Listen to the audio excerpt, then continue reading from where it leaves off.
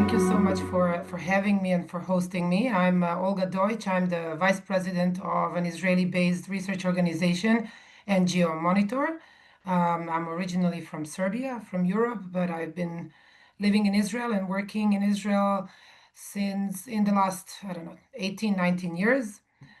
Before that, I held positions in the private sector in Munich and in Brussels. So I've been around before I ended up in Israel. And I am in the leadership team of NGO Monitor. I joined the organization 10 years ago. So that's pretty much in the last decade what has painted my professional career. I am an expert on pro-Israel advocacy, on aid-related issues, on Europe-Israel relations particularly, and the geopolitical ramifications of anti-Semitism and how these intersect actually in issues that are much broader than Israel or the Jewish community. So, as our name will have you understand, we were created originally to monitor the activities of the so-called human rights and humanitarian non-governmental organizations, NGOs. The organization was created by an American but living in Israel, Professor Gerald Steinberg, who is still the president of the organization. And NGO Monitor was created actually in the aftermath of the notorious Durban conference in 2001.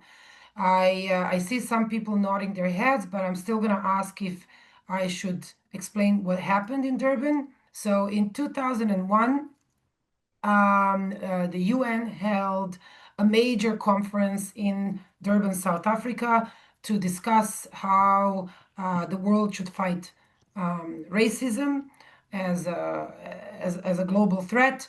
And this was obviously done in the aftermath of the revolution that happened in South Africa and the overturning of apartheid, right? But in parallel, what happened, they organized an NGO summit. And I remember I was a Jewish student leader back then, very involved with the European Union of Jewish Students. So it's not like the Jewish community didn't know. We knew because there were preparatory meetings a year ahead. We knew that there was something, that there were going to be resolutions that are very critical of Israel. And there was already preparations inside of the Jewish community and most certainly in the pro-Israel circles for a very hostile environment. But no one was prepared for what was actually going to happen. At that NGO summit, there were hundreds of NGOs, and some of the names every one of you will recognize. The whole thing was spearheaded by Human Rights Watch, Amnesty International, Oxfam, and an array of Palestinian NGOs. And basically, what happened at that NGO summit is that they received a UN gushpanka for revamping Zionism is racism. And that is colloquially referred to as the beginning and the launching point of the BDS campaign as we know it today. Why? Because this was the manifest that was written at the Durban NGO Summit is basically something that can easily walk you through the main values and strategic points of the BDS campaign. All of it basically going around Zionism is racism, and we have seen that they have built and rolled out their entire strategy ever since around this sort of leitmotif. Now, in the beginning, they were much more careful. There were all these discussions: is it a 67 line or all Israel? Is it from the river to the sea, or is it just from the line? Should there be boycotts? Only be on the green line or in totality? The EU even had an incremental process about it. So they did marking of the products. So they legislated that every store in the EU should mark that the products were made beyond the green line. But these were incremental phases ahead of a full-blown boycotts as the BDS movement envisioned them. And the centerpiece, the center stage, and the main driving forces behind this campaign were going to be the so-called human rights and humanitarian NGOs, which on their end was a brilliant strategic move, because all these organizations, and many of them until today, enjoy what we refer to as a halo they're trusted almost blindly, just like still the majority of people know or think that UNICEF is this well-intended UN agency that feeds the hungry children in Africa. You know, I grew up on UNICEF postcards and everyone was more than happy to donate to them. But we know that it was Palestinian NGOs that were lobbying UNICEF for years to add and designate IDF in the same category with Boko Haram and Daesh for violating the rights of the Palestinian child, right? So, but this is a perfect example of how this campaign, the BDS campaign, penetrated literally every policy area. And because the driving force were the NGOs, they were trusted as the neutral, so-called objective field workers, collectors of data, violations, right of international law, of violations of human rights, of objective and expert driven sources of information, what is missing, so that the Palestinians would eventually have a sustainable society, and all the big words, right, that is particularly Europeans love.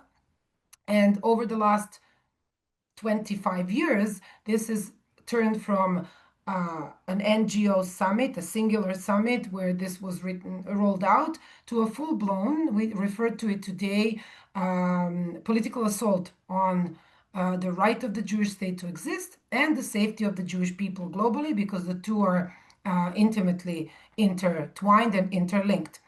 To make this even more dramatic and interesting at the same time, many of these NGOs are funded through your taxpayers' money. I don't know where each one of you lives, but according to some of the names, I understand that some of you and many of you are outside of Israel and in Europe. So a lot of these organizations, and this would not be Human Rights Watch and Amnesty International, the biggest ones, but the smaller ones and the Palestinians ones that are extremely influential, they have been funded, but not only financially, because the financial support is only one side of the issue. They have been given a platform and legitimacy by officially cooperating and working with governments around the world. The EU is the single largest donor of aid in the world. Germany is the second largest donor, and this is the same. The same is the case when it comes to the Palestinians, right? So these are the EU and the EU member states typically commit the largest amounts of aid. Now, what most people, when we say aid, especially in the last 2 years, since October the 7th, most people think flour, clothes, medicine, you know, baby formula. What very few people know is that a big chunk of what we refer to humanitarian and development aid actually goes into what is earmarked as political advocacy projects. When the United Nations launched an emergency appeal for Gaza for the last quarter of 2023, which is basically the 3 months after October the 7th, they asked for a remarkable $1.6 billion to help Gaza. And they stated three objectives that would be met by the aid, and this is an emergency appeal. The third one was political advocacy.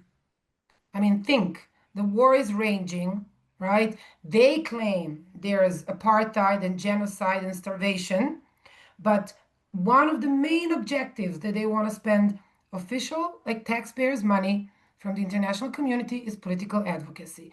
Now, what we do, we dig into the projects and the activities of these organizations, and on the other side, we follow the money, and then we circumvent the two pieces of the information. So when they say political advocacy, what you should actually hear is Al-Haq lobbying the UK government to prevent it from supplying Israel with F-35 components. And in June this year, the official Secretary of Trade of the British government quoted and said that the official UK position on the issue of British export of arms to Israel was laid out in detail in a document that was written by Al-Haq. Al-Haq is the biggest Palestinian so-called human rights organization. They're behind the creation of the Commission of Inquiry at the United Nations, which was the legal precedent for launching the ICC and ICJ case. They were one of the main co-authors of the South African claim at the International Court of Justice in February 2024. They're behind the lawsuits against the British government and the Dutch government regarding the US F-35 cases, and I can go on and on and on. They're behind all attempts, some successful in France, to kick out Israeli exhibitors from Eurosatory and defense trade shows in Paris. This is the biggest Palestinian human rights organization. The EU, the German government, Spain, Ireland, Belgium, Sweden, and I can go on. For years, they have not only supported them through funding their projects, but also they have given them a platform. In September this year, the US government designated Al-Haq, Al-Mazan, and PCHR, three Palestinian NGOs, by the way, all of them affiliated to PFLP, to the terror organization, right? The US designated them not because of their terror affiliation, but rather for their activities against Israel and the US at the ICC. When the US designated them, the EU issued a statement condemning it by saying that they have been long-standing partners of the European Union and vastly quoted by most European governments. This is how entrenched they are in policy making. So this would be the explanation of what we do before October the 7th. After October the 7th, it almost suffices for me to say that we are a research organization that uses only and solely open source information to defend Israel's right to exist as a Jewish homeland within the human rights space. And I think that since after October the 7th, when I say that, everyone understands exactly what that means, because human rights have been completely weaponized to deny our right for self-determination and statehood, as well as to harm the safety and security of the Jewish communities around the world. Well, you're very right, and it's okay to use a generic term. You know, I tend to be much more aggressive, and I call them Palestinian terror NGO proxies, because that's what they are. And I think that particularly we have known this even before October the 7th, but most certainly since October the 7th, it is clear that Hamas, but Hamas is an idea, right? When we talk about Hamas, we refer to it now because of what they have done on October the 7th, but it's the entire Palestinian terror enterprise, if you'd like, operates on multiple fronts. And just like the IDF had to fight a guerrilla war, right? Door to door, apartment to apartment, building to building, street to street, to advance inside of Gaza. The same is on the political front, right?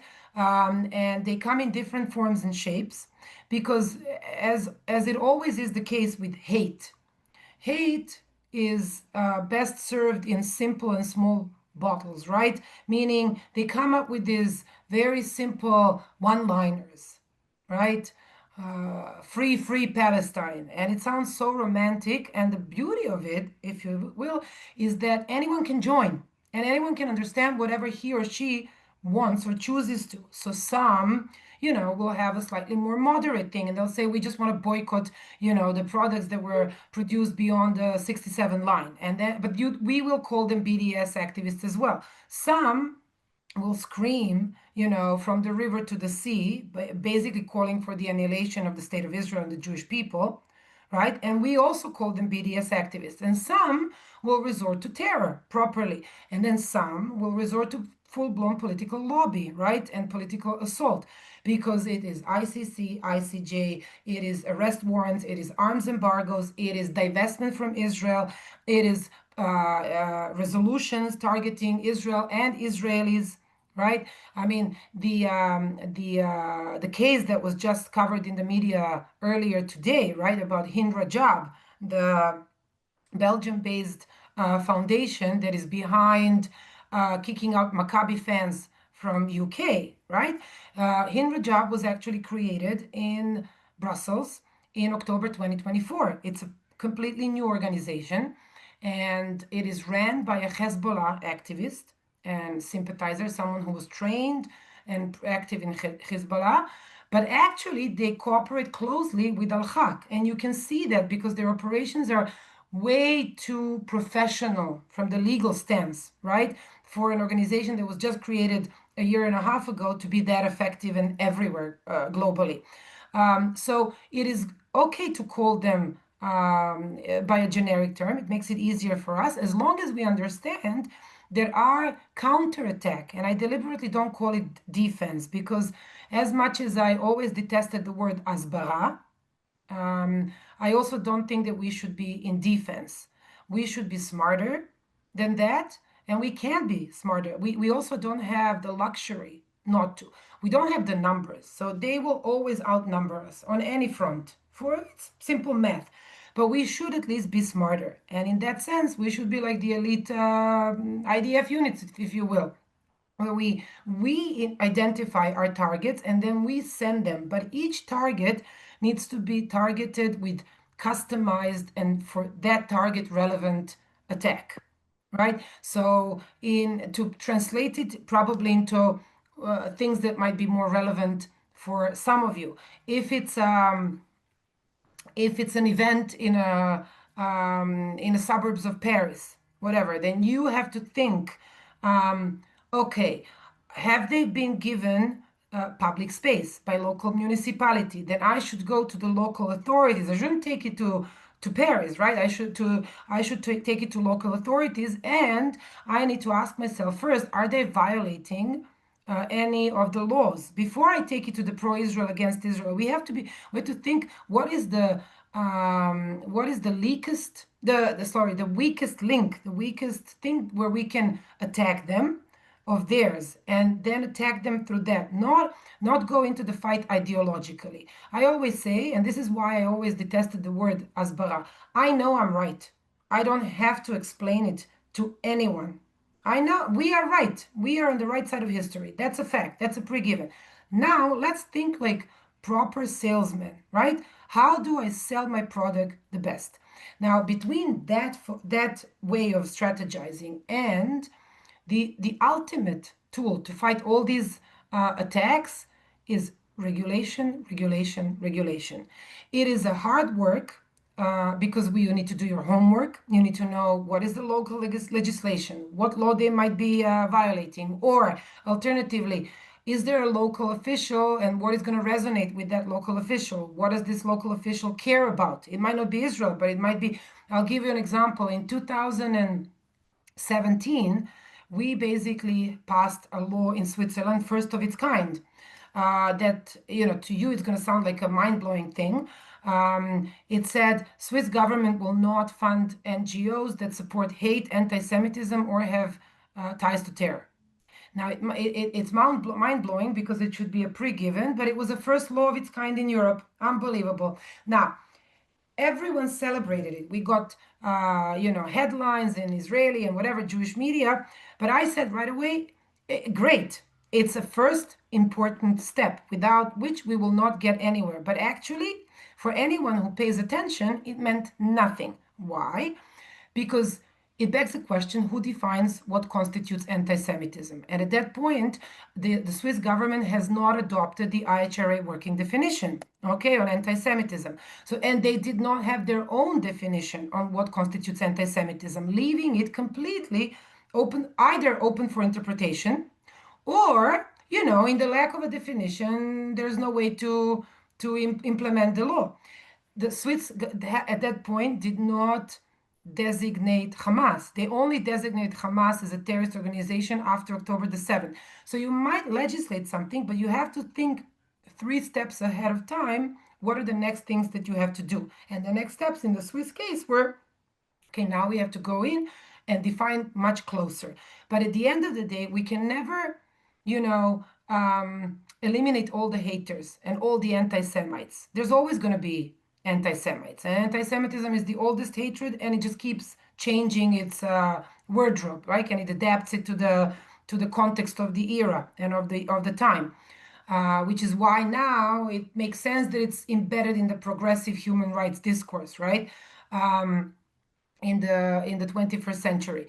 But what we can do, we can regulate the public space and draw clear red lines that, and then with those go to policymakers or law enforcement agencies or our universities or the Eurovision, right, or whatever it is, and say, well, there's this and that, and if you do this, you're going to be in violation of this and that. This is what I believe. This is what we at NGO Monitor believe. And in the last, I can tell you that um, applying this approach in the last 10 years, our research helped cut at least 200 million US dollars in governmental funding alone to anti-Israel NGOs. And I say at least because there's really no transparency about funding. You know, the Germans don't publish any numbers whatsoever. So even when we cut funding, and we know that we did, we don't know how much. But more importantly, in the last 5 years, more than 20 countries amended the NGO funding policies, laws, guidelines, additional clauses in contracts, and so on and so on. At the end of the day, no one organization or no one individual can move the needle. It is only if we all join forces and work together and strengthen and reinforce each other. And in that sense, really, we are more than happy to lend our research, help, assist, lend our expertise whenever it is needed or helpful. On the question of Eurovision, I think um, before we discuss what, I think we need to discuss what is the target. So a couple of weeks ago, the target was just not having Israel kicked out, right, disqualified. But that is no longer on the table, right? Because that debate was and the vote was canceled after the ceasefire. So now, what is the battle? The battle is um, I don't know. What are you campaigning for? Is it a public affairs campaign? Because in that case, you know, you might want to go to really to social media and to appeal to the core audience of Eurovision, which is actually not the pro-Palestinian loonies. It's the LGBT community around the world. And I don't know, you might want to go to the Israeli LGBT community. I don't know, like think creatively, who are the people voting? Who is going to actually influence that vote? That's the question. Because when it's a vote on the level of broadcasting companies, it's almost a political issue, right? And then you approach it as such, and you remember in that discussion there was a legal loophole that was brilliant, right? And you build a legal argument because they have lawyers and legal advisors and they have to be super careful. But if the question now is how do we promote Israel, how do we make sure that the Eurovision doesn't turn into an anti-Israel rally, right? Then I think it is really a more positive campaign, and asking ourselves, how do we mobilize those who would support Israel, right? And then give them a platform. So I think that is the question. And then it's less a matter of who's behind the BDSers. It's how can we find more voices that will say something nice. Or even if they're not necessarily saying pro-Israel things, in Europe it should be just it's a music festival. Everyone should be able to just sing, you know? I mean, but I think, and in that, and then I'm not the best person to strategize with because at the end of the day, I'm a half-time researcher and half-time lobbyist, if you'd like, right? So, and not a social media or a PR expert. But the most important thing is what do I want to achieve? And then asking the question, okay, so what's now the best or the most effective and the most efficient vehicle? Because none of us have unlimited resources. If we had 2 million euros, it would be easy to launch a campaign like that, right? But there's plenty of people in Israel who are very pissed right now. You know, amongst the progressive and LGBTQ Israelis, there that don't want to see Israel not shine, especially that Eurovision here beat me. Why? As a European, I say this. uh, enjoys disproportionate attention in Israel, and everyone goes crazy as if it was the single most important cultural event in Europe. Um, but um, uh, but but look at what they're doing. I mean, what you're sharing now is a perfect example. You know, they're campaigning. They're Yeah, actually for so campaigning. many years, some Yeah. articles here are so ancient. And I think this is part of why the Eurovision is getting so much attention, is because they've been focusing about the Eurovision for so long. The question is, what can we do? Because legally, it's passing some kind of law, no? I mean, discrimination is illegal in most countries. So what they're calling here is a call for discriminating Israel. And even though the vote in October got moved to December, it's still on. I mean, they haven't decided fully to not exclude Ah, us. really? Because Yeah, it I just understood moved. that the vote was canceled. Oh, okay. So I'm not up to date. No, it was just they had a moment that they wanted to do like a exceptional meeting, and then there Hmm. was the Donald Trump came and did his thing, and then they said, okay, let's keep it to the normal regular meeting in December. So they just moved it from emergency meeting to, To a regular one. yeah, and so I'm saying like BDS here, literally on the website, campaigning against Israel in Eurovision. What can we do from your perspective, not from social media perspective, which is not your. Yeah. Well, what would need to be done is to look at who's behind every one of these, right? And then ask yourself, for example, the only place in Europe where BDS is actually illegal fully is Germany. Mm, And Germany is the biggest sponsor of Eurovision because Germany is the biggest sponsor of everything in Europe. And you know, if I had to push somewhere, that's where I would push. I would push there, and I would push in Central Eastern European countries. I would go to Visegrad states and Baltic states, and I would go to Germany. The rest I wouldn't even bother because I think that the BDS campaign and the overall atmosphere, you know, you go to Spain, like you don't have a chance because it's so um, intertwined with the political discourse that it's not even the BDS movement anymore. It's like the political establishment there.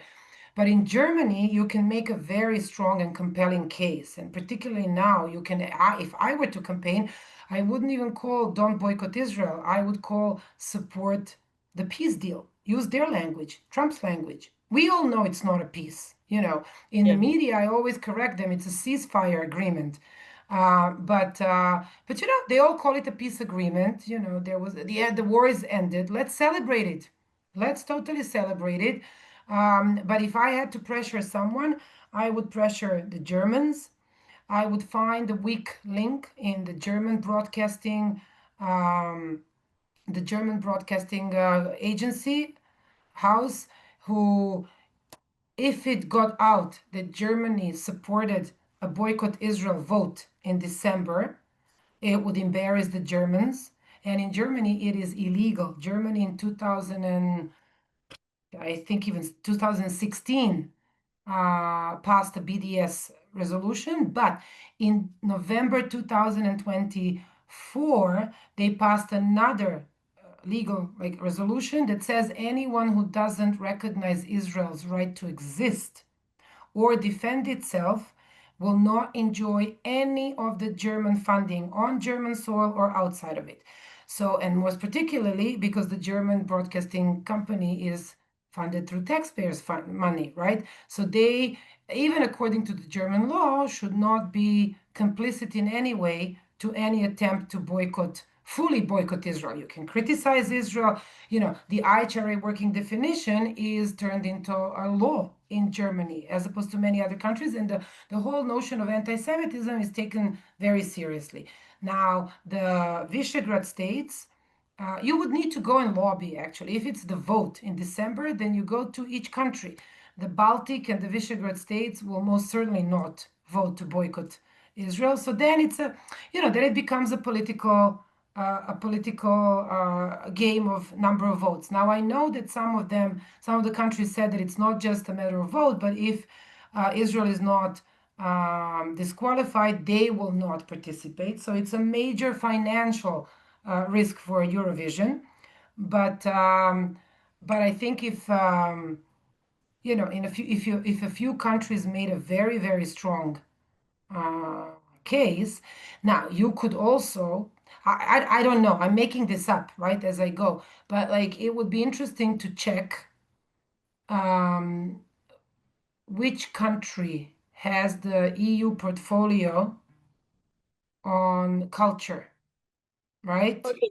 So you know what? I'm gonna gather everyone and have another separate meeting on that. I don't want to take. But you understand Yeah, where I'm going, and then yeah. think, okay, I how do we pressure, you know, even through the EU? The EU has a special envoy on combating anti-Semitism, Katharina von Schnorbein. On an issue like Eurovision, she would engage because it's such a, Mhm. you know, lovey-dovey, all unifying issue and whatever. So I think instead of making it like in parallel to whatever PR campaign you might be thinking of, there is a lot of political work that could be done and not with a lot of resources at the end of the day. Mm. So let's go over that. I'm gonna talk to the other people, and we'll gather again next week and see what we could do about it. Guys, this is just before we move into Q&A. Thank you so much, Olga, for the first opening statement. It was fascinating. Now we'll have Q&A with everyone will ask question. I just want, before we move there, please check out BDS on the NGO Monitors site. Here you could understand exactly what money goes through, who's giving the money to BDS. You would be surprised, I think, like I was, that a lot of the money that's going to BDS is actually coming from Europe.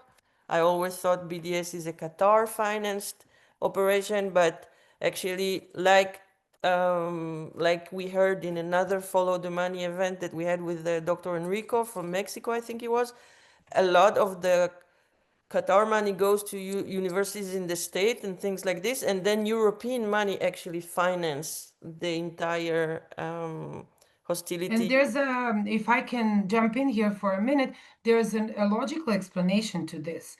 Qataris are they're thinking strategic. They're also thinking, what do we care the most? Okay, so they care about their deals and their defense and their alliance with the US. And then they ask themselves a question, how do we influence the US, right? I don't know how many of you know that Qatar fully funded the Texas-based nuclear research program at one of the universities in Texas. Insane things. But in Europe, what happened after the Second World War is that Europe said to itself, we now have to make sure that another Nazi regime cannot rise up in any one country in Europe. And we cannot trust any one government, basically.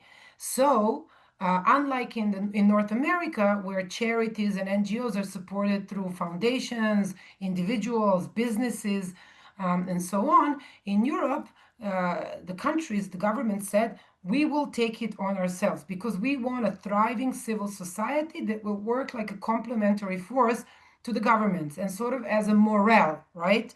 And particularly in Germany, for example, especially after the Second World War, where the word Germany was not to be mentioned anywhere for decades, right? Even in the early 2000s, the Germans were still embarrassed to fly the German flags at, you know, football mondials because it was all Bavaria and Saxony and because of the Second World War. It's only in the last 10, 15 years that it sort of became an okay thing to be German again and feel proud about being German. So in Germany, particularly, Germans have over 36 governmental mechanisms through which the government money is transferred to NGOs, including church-based aid organizations, because they said, how can now the Germans, after the Second World War, go to Africa and preach democracy when we have still the Second World War and the Nazi, you know, prefix attached to us? But in general, the Europeans, um, unlike any other government around the world, the Europe commits incredible amounts of money to the civil society, both inside of Europe and outside. We refer to it as the soft power, right? Because they're basically implementing their politics through NGO, civil society engagement. Some call it outsourcing, whatever you will. And then that's why literally every resolution, every public statement coming out of the EU and EU countries will have the word civil society, democracy in it, because this is part of the raison d'etre of what are the safeguards of democracy in Europe. So, and in the Yeah. beginning, it wasn't as ideological, right? Especially after the Oslo Accords, the Europeans wanted to duplicate that model with the Palestinians. And they said, okay, in order for Palestinians to develop democracy, right, to be a normal country, they need a strong civil society. So they started flooding them with money. But especially as someone coming from Serbia, I am fully aware that, there are two lessons attached to democracy. And one is very easily learned, and everyone gets it, the first class, which is the lesson about my rights. But the other class, which is about my duties and responsibilities in a democratic society, is one that, you rarely get to. And this is what we get. Yeah, so you just mentioned Oslo Accord, and I wanted to ask you, the BDS, according to their website, was created in 2005. In 2005, Israel left Gaza. There was tons of goodwill money coming from Europe to Israel back then to support the new Oslo Accord. So is it true? Can we say that BDS was created from Oslo money? Well, in a way, you can make that indirect link. Like ideologically, it was conceived at Durban, right? And there's that sort of, if you will, the founding papers, right? Of the BDS and what it stands for and how it will be played out, right? Through weaponization of human rights and by using civil society as a vehicle. But absolutely, the whole notion of governmental funding, meaning aid, came into picture after the Oslo Accords, and exactly for that reason. And there's a reason why, the USAID is less prone to fund a Palestinian terror affiliated NGO because USAID typically had better vetting mechanisms and counter-terror checks, but also because the US government was much more psyched to funding infrastructural projects, building things, helping farmers, whatever. And the Europeans came in and wanted to build sustainable democracy, civil society, due process, democratic processes, teach the Palestinians what human rights are, which is, we have one word for all these projects, which is policy and political advocacy projects. And then what happened is that amongst all the Palestinians in the PA, right? Because let's remember, PA is basically built out of political parties that are all of them also terrorist organizations. Like if it's Hamas or PFLP or Islamic Jihad, right? They all have political wings, then they have terror military wings. But in the case of PFLP particularly, they have an NGO human rights wing. Al Haq, Al Mazan, all the NGOs that we typically not like we have a database of over 2,000 NGOs, but the most aggressive ones are all PFLP affiliated. And again, think PFLP as opposed to Islamic Jihad or Hamas are not Islamist. They are communists. They are socialists, right? They're pro-Palestinian, but they are some of them Christian, but socialists, which also explains why they are extremely well received and overrepresented in Spain, you know, and in Ireland and in Mm. Belgium, where the notion of socialism is still until today super super strong and perceived as something super romantic. But from the European of view, it was almost as naive as an anthropological cultural thing. The Europeans came and then they saw PFLP politicians who had women in their midst, Leila Khaled, right, and others who were Christians, so they could dine and wine with them, as opposed to, the Islamist organizations. So they thought, okay, these guys are more progressive than the rest.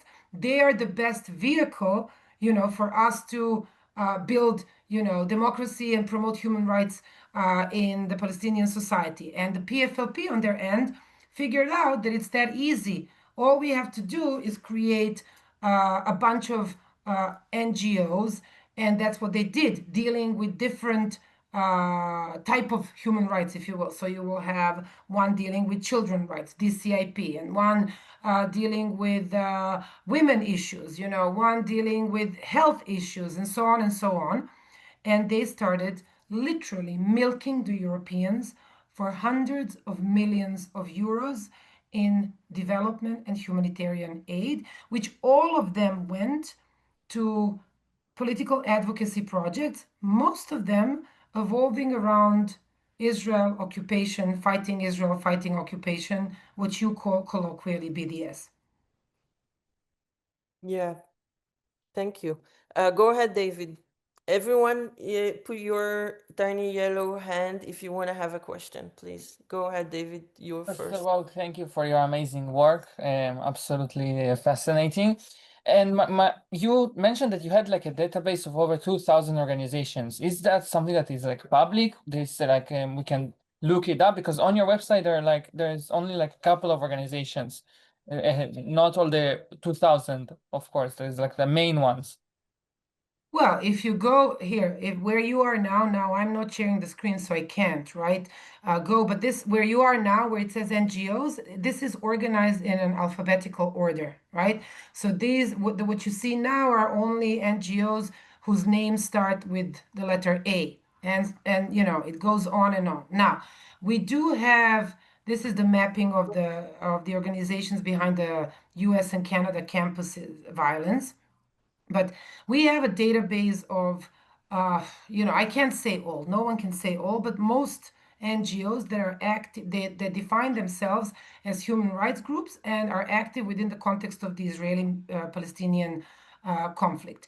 Now, some of them are no longer active, so you'll see on our website that they were last updated, in 2000 and whatever, 19, because we just don't see that they're active, but they're still on our website. Some things, now the website is pretty updated, and our website is not even meant as a promotional tool for the organization. Even we use it as an internal database, right? Which is why it still looks like it come out of the 90s, because it's that heavy with data.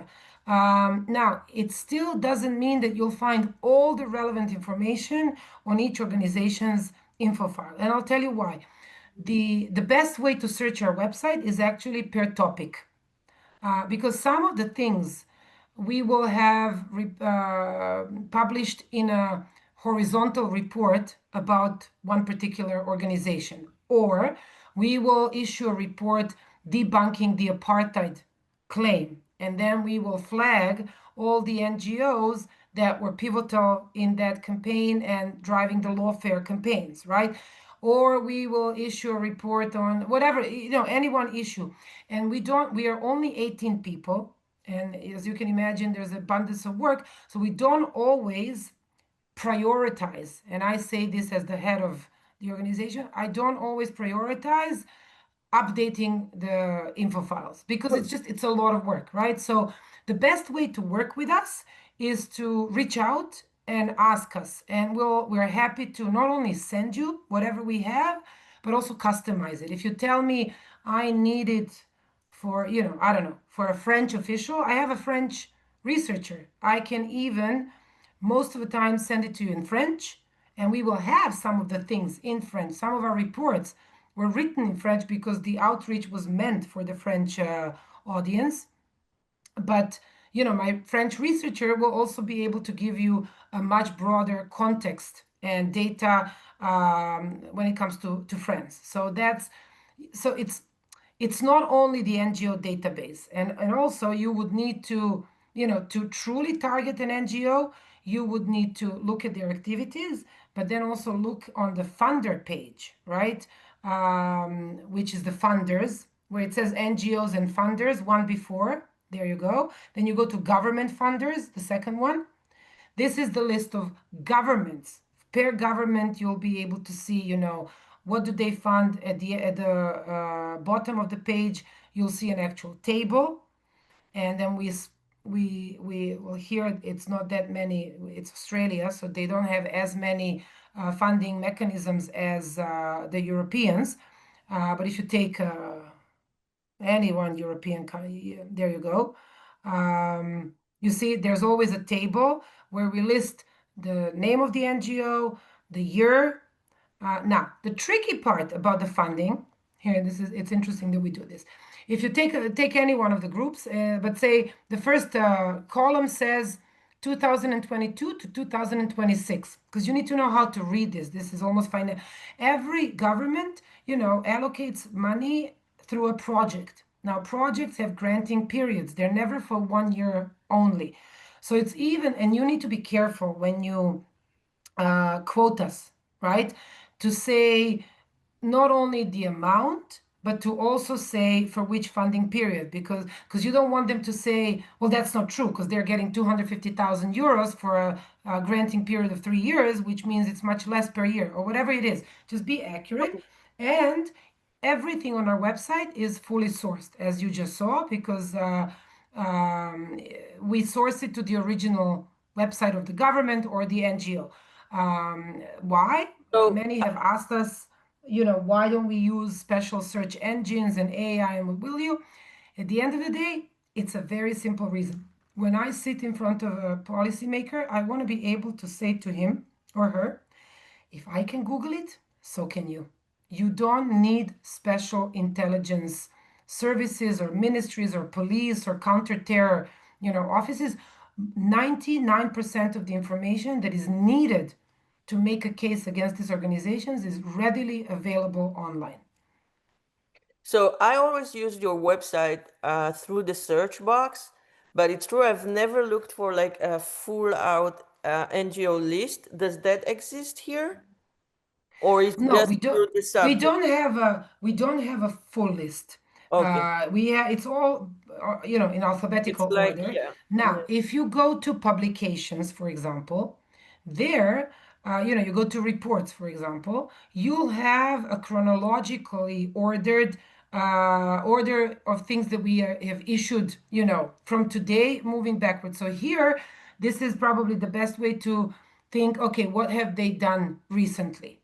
Right? Mm. Now, if you go back to the publication button, um, don't click on anything, but for example, you'll see submissions and statements. Okay, that are UN submissions and statements that we have made in front of the UN mainly.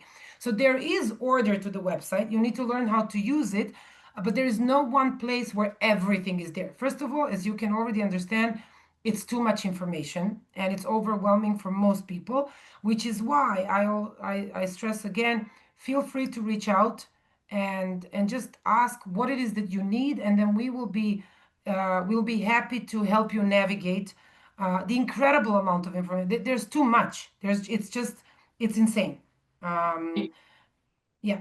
Thank you. We we need to make sure that as much of that information is out there. It's really important in terms of like to when somebody searches up an organization to have a list of information about that organization, because Hmm. that's So how. David, that's what she's saying. It works like this. If you look here in the search box for a specific organization, that's what she's saying. That's the way to use the website, and then you will get a bunch of information on it rather than have Yeah, just and a full list. but we also have the funding databases. Okay, if you click on the funding database, but that's just a nice gadget. Okay, so you can whichever you, because this is mainly Israeli NGOs. Why? Because this is based on the Israeli NGO registrar, right? Because in Israel, the NGOs are required by law to report quarterly and annually their financial sources of income. So here, and then you need to know also how to read this, because the annual reports are sometimes different than quarterly reports, and typically we are the only ones who can catch. Sometimes it's as a stupid typo where an Israeli clerk has never heard of, Brot für die Welt in German, and they will misspell it, and then other than, the two German speakers on our staff, no one will even connect the dots that it's that. But you can do that for the funding databases for the Israeli NGO. So it all depends on what you're looking for. Hence, reach out, feel free. I'm sure that you're not gonna, it's not like you're gonna contact us 50 times a day. Reach out, and we're happy to work with you, and then also guide you, because we have an expert on each country, and they'll be able to also, connect the dots with the local legislation and what's going on and what are the issues that are open issues, and give you information that is even beyond, whatever is to be found on our website. Thank you so much. Go ahead, Leslie. Leslie? Sorry, I was just unmuting. Hi, Olga. Thank you very much. That was really fascinating. I think, as everybody on this this call knows, I've been researching. I like to call it Jew hate in healthcare in the UK. Mm-hmm. And one of the big things. Hello, map. Just to give you an example of how bad it is, there was a group, a WhatsApp group called Dentists for Dentists. And it was anybody, as long as they were registered dentists, were able to join. Well, eventually, they managed to kick out all the Zios. They had a WhatsApp quiz, and they said, basically, shall we kick them out? So anybody with a name that they thought didn't suit. And now the group has gone, there's 46. What's the name of the group? They're now called Dentists for Palestine. There are 46,000 registered dentists. I'm not talking about wider dental workers, but dentists alone, 46,000 registered dentists. And there are something a little more than 20,000 in this one group. So we're talking about half the dentists, and that's after they've kicked out all of us lot. Anyway, so one of the things that I've been looking at also is the medical journals, and particularly the Lancet. And I know that you've got a lot of stuff on your website about that, and that's something that I will reach out to you about. So please do, and I'm very happy that, first of all, thank you for your kind words about our work. We appreciate it a lot. But I'm very happy that you spoke up, because we just launched basically what we call a medical project inside of NGO Monitor. We have been looking into this ad hoc, right, where research takes us and when something happens, but we realized, particularly after October the 7th, this is yet another unmanned area, and particularly doctors and medical workers who are on the Zio side, or at least, or even just, ambivalent, they have absolutely no tools, and there's very little resources or very little attention to exposing to what's going on. So I would be happy to include you in a more focused, group that we will want to maintain on the medical issues, because we will be issuing hopefully monthly products, as we call them. Some of them will be bigger reports, some will be smaller reports, some of them, will be in media, whatever. There will be a bunch of things that depends on which NGOs we will choose to go first after. It's a huge issue, and I can tell you, I can give you a heads up on, this is actually on our website already. In September, we issued a report on the abuse of hospitals in Gaza. But it's part of a much bigger campaign that we will be launching in its full sometime in November. We have in our possession thousands of original Hamas documents taken from Gaza by the IDF and then declassified by them. It took us some time to go over them in Arabic and to figure out, who's who and who's against what.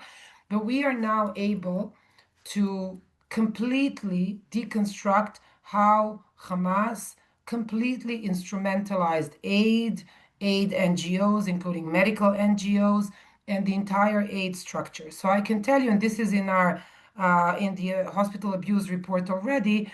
It's even on our homepage because it's still the last couple of reports that we issued. Here, no. Go. You see the arrow? No, further up on the side. So this is UK. Go one more. There, that's the one. Okay. So Yeah, thank they, you. We have a healthcare group. I will add you there. Like this, you can yes, continue the because conversation. it's We really practice like with that. they So important.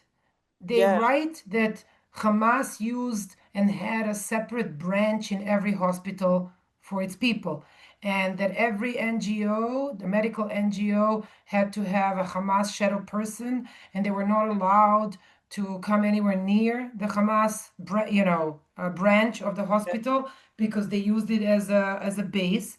And Doctors Without Borders, in one of the hospitals, even it says in one of the documents, use the Hamas safe line to phone out. Like, there's a lot of medical information that will be coming out. Thank you so Okay. much. Go Thank you. ahead. Thank you.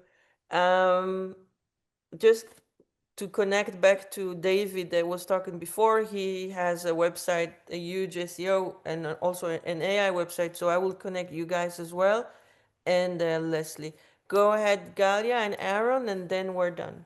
Thank you. Go, Galia. Galia? She drop off? Sorry, I was muted. Yeah. Thank you so much, Olga. It's really inspiring work what you're doing, and also everyone here in the group, always doing everything they can. I was wondering, I mean, it's partially connecting to what you just said in regarding to receiving all the information and all the documentation from the IDF, which means that you are working alongside with the government and the IDF, which is, I think, that's what I'm assuming from what you said. Maybe I'm mistaken, but it's a good, I think that's a good thing. Are you working with other organizations like yourself in order to like see to comprise the bigger puzzle and the bigger picture? Do you share resources? And do you also work on a mind map that would connect the dots? Because the amount of organizations, the human rights for Palestinian terror organizations are it's almost not something that you can count. It's like it's every day three organizations like these appear. I mean, did you Mhm. Thank, manage to thank connect the you, Galia. dots and find who, if the people are the same people, if they repeat itself, if they're like where's the head of the octopus? So, okay, so let's start with it. First of all, I mean, we work with various Israeli, governmental agencies and bodies. We are happy to brief them. We refer to, I mean, we defend Israel's right to exist. We don't always work as the Israeli government would want to work. We don't always agree with them, and we are sometimes much more flexible. We do not take, it's important to state here, any governmental money, including from the Israeli government. So, to maintain our independence, right? But yeah, we have an ongoing relationship from anyone, MFA, different ministries, security forces where relevant, and so on. As to other organizations, we work with everyone. Our business model, if you'd like, is win-win through partnerships because we don't have offices anywhere out other than in Israel. And at the same time, we are active in 20 countries around the world. So some of the things we do directly, and we have a lot of the relationships that are our own. But most of the times we do that by partnering with local Jewish, pro-Israel, whatever groups, whoever is basically aligned with our mission, you know. So in that sense, we always welcome partnerships.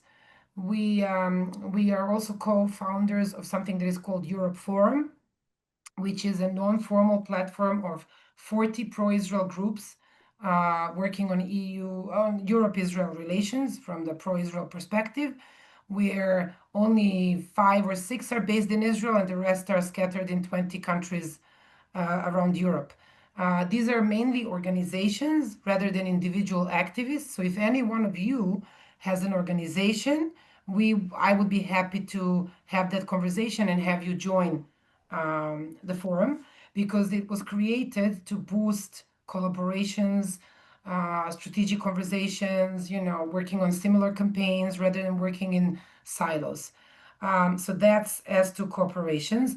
And then in terms of the mind map, no, a simple answer to that is no. I mean, I know who's behind this, right? Meaning, I don't think my goal is not each individual NGO, because that's an endless and futile game that you can never exhaust if you'd like.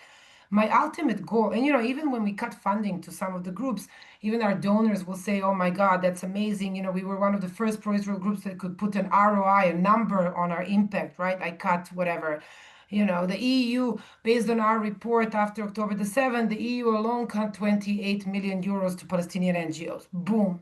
But that means nothing unless there was a change in policy, right? How do you make sure that the EU does not give to another Palestinian inciting organization or terror affiliate organization? So our goal is to work with governments to get them to change the policies so that they have better vetting mechanisms, better control mechanisms, better oversight, and also better law enforcement, right? Because sometimes, speaking of IRA, right, the IHRA working definition, we often fail to ask ourselves, does a police officer know when they're placing an arrest, if it's a hate crime or not?